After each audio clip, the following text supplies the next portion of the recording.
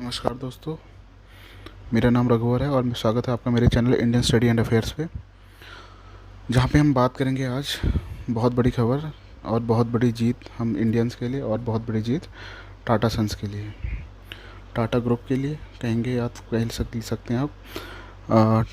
Tata group ने जो bid है एयर इंडिया की वो जीत ली है। बहुत बड़ी खबर है ये और एविएशन हिस्ट्री में एक बहुत बड़ा, कह सकते हैं बहुत बड़ी न्यूज़ है।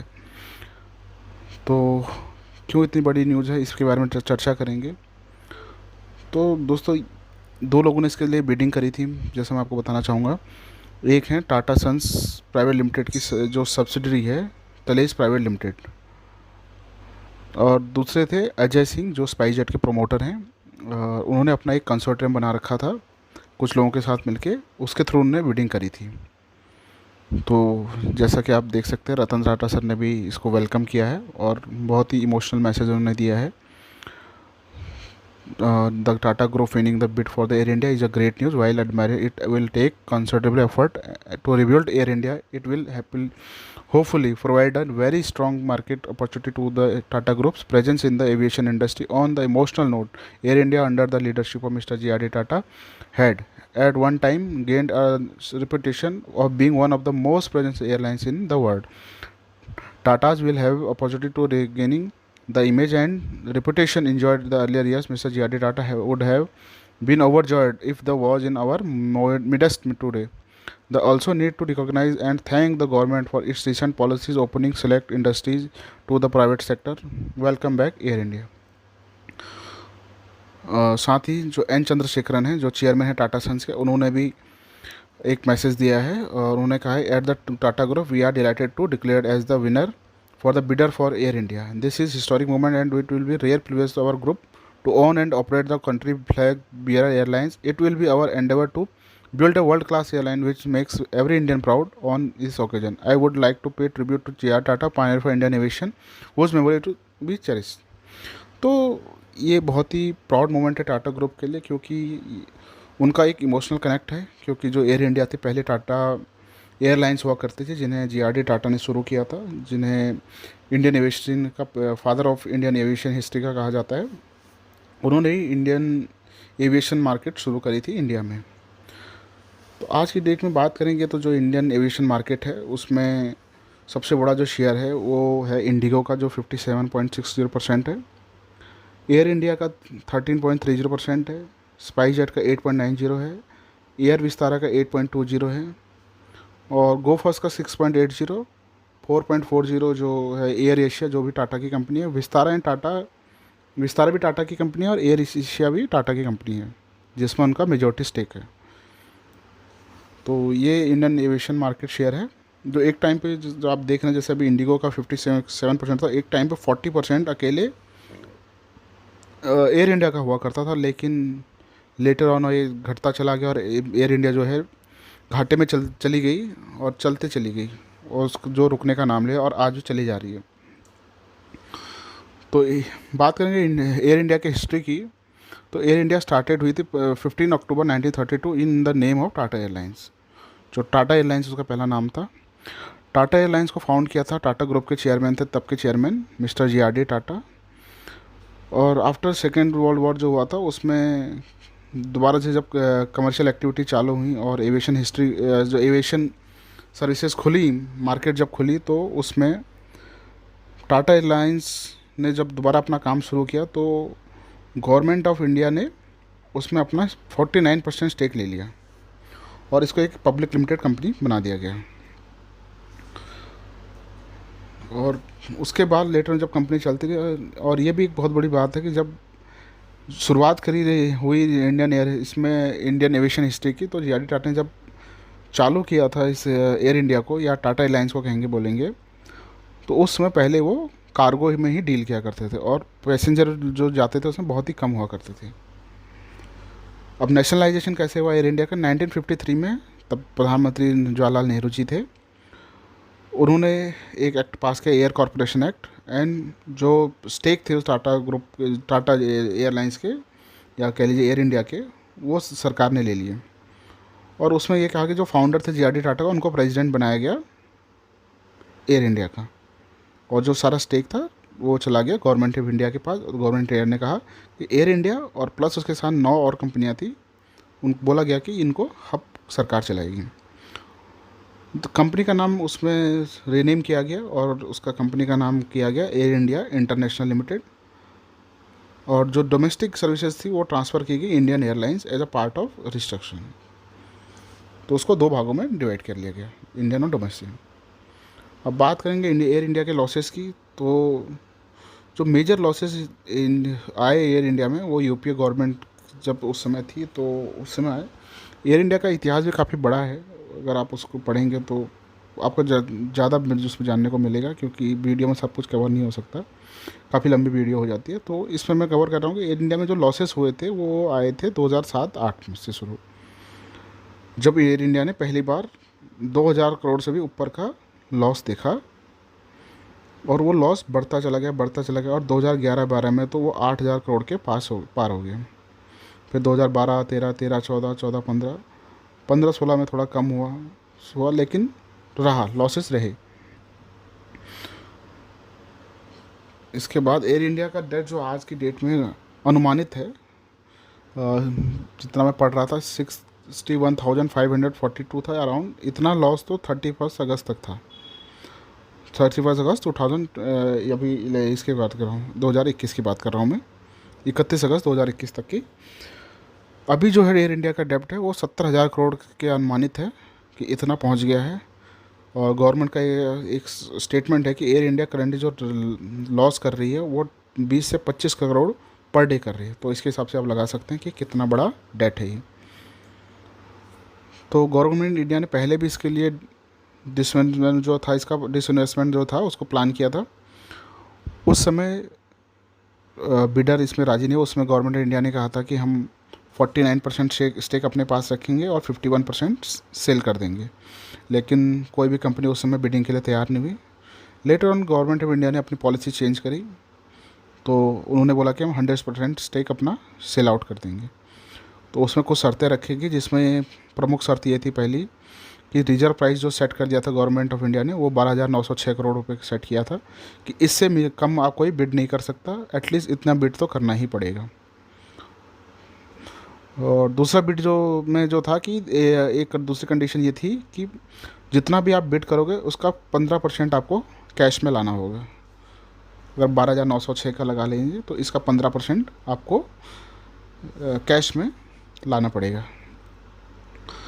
तीसरी कंडीशन ये रखी गई थी कि जो भी एम्प्लॉयज़ है एयर इंडिया के, उनको कम से कम 1 साल आपको रखना होगा अपने पास। अगर 1 साल बाद आप उसमें छटनी करेंगे या कुछ भी करना चाहते हैं तो आपको एक VRS का ऑप्शन लाना पड़ेगा, जिसमें आप जो कम एम्प्लॉयज़ के जो ग्रेचुटी है, PF है, या एक कोई अच्छी स्कीम हो उनके लिए, उसके द्वारा उनको आप VRS दे सकते हैं। ऐसा डायरेक्टली फायर नहीं कर सकते। चौथी शर्त ये थी कि एयर इंडिया का आप लोगो चेंज नहीं कर सकते, जो उसका ब्रांड वैल्यू है उसको आपको बना के रखना पड़ेगा नेक्स्ट 5 ईयर्स के लिए। जो उसका ब्रांड नेम है और उसका लोगो है उसको आप चेंज नहीं कर सकते। एयर इंडिया के इट मीन्स कि एयर इंडिया के नाम से आप उसको रन करेंगे। पाँचवा इसमें था कि एयर इंडिया को सेल नहीं कर सकते आप नेक्स्ट 5 ईयर्स के लिए। मतलब कहने का मतलब, अगर टाटा ग्रुप जैसे अभी खरीद लिया है तो टाटा ग्रुप उसको सेल नहीं कर सकते नेक्स्ट 5 साल तक। अगर कम से कम 5 साल तक आपको चलाना पड़ेगा। तो ये भी एक महत्वपूर्ण शर्त है।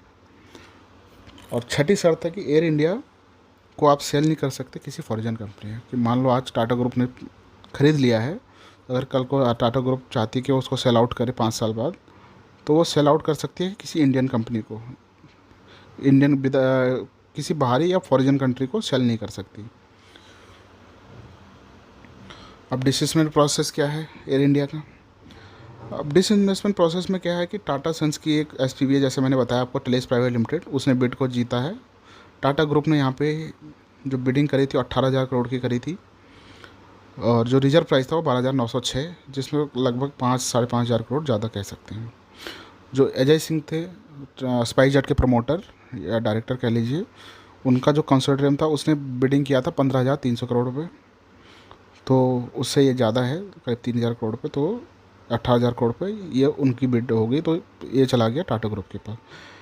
अब टेलेस ने इसमें क्या है कि टेलेस ग्रुप ने बोला है कि वो 15,300 करोड़ रुपये वो पे करेंगे एज अ डेट। जो एयर इंडिया पे अभी डेट है उसमें से 15,300 करोड़ रुपए टाटा ग्रुप पे करेगा और 2700 करोड़ रुपए वो गवर्नमेंट ऑफ इंडिया को देंगे एज अ कैश। तो जो अभी गवर्नमेंट ऑफ इंडिया का आप डेट लगा लीजिए, वो अगर 61,000 करोड़ जो अगस्त तक का अगर वो मान के चलें तो 46,000 करोड़ और बच जाता है गवर्नमेंट इंडिया को।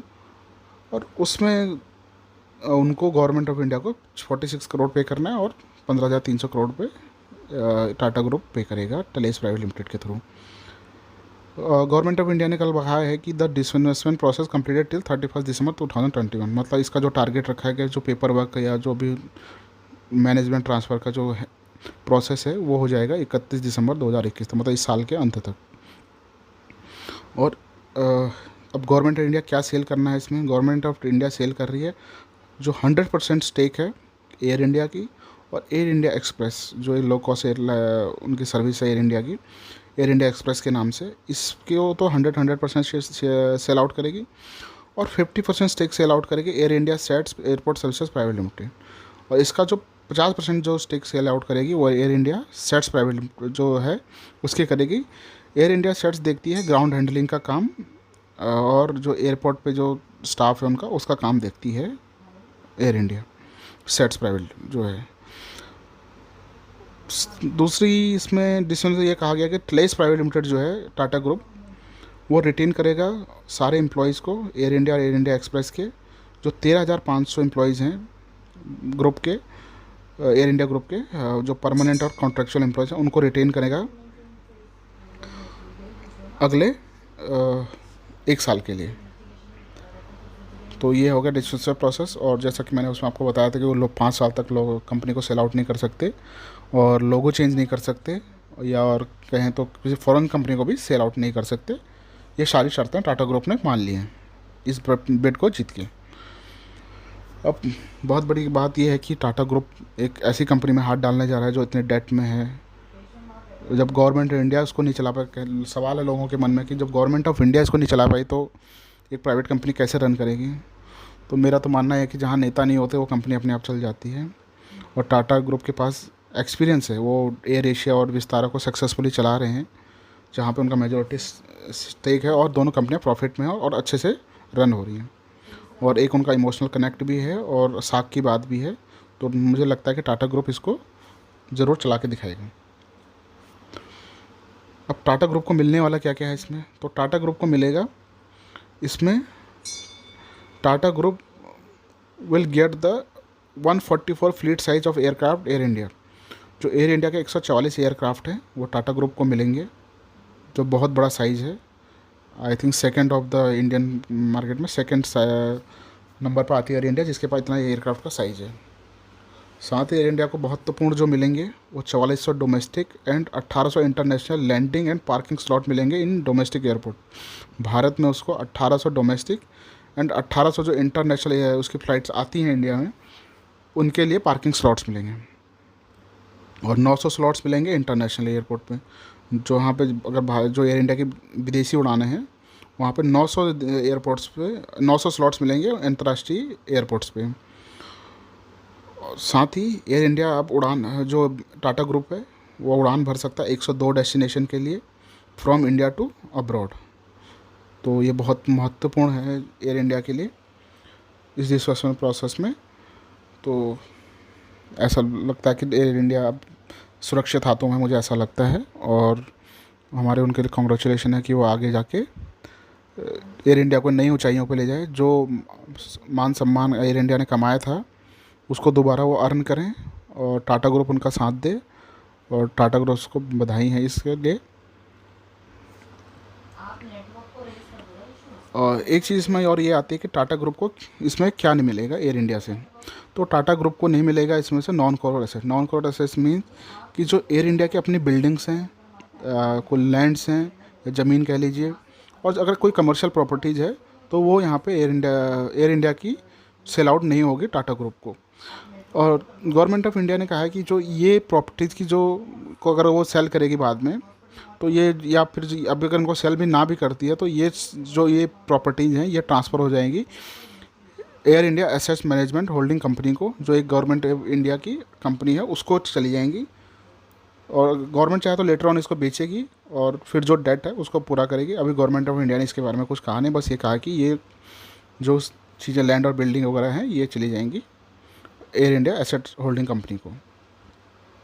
तो दोस्तों ये था हमारा आज का वीडियो। अगर आपको ये वीडियो अच्छा लगे तो लाइक एंड शेयर करें एंड कमेंट करें अपने फीडबैक, और सब्सक्राइब करें हमारे चैनल को, ताकि हम प्रोत्साहित और मोटिवेटेड होते रहें ऐसी वीडियो बनाने के लिए। नमस्कार, धन्यवाद।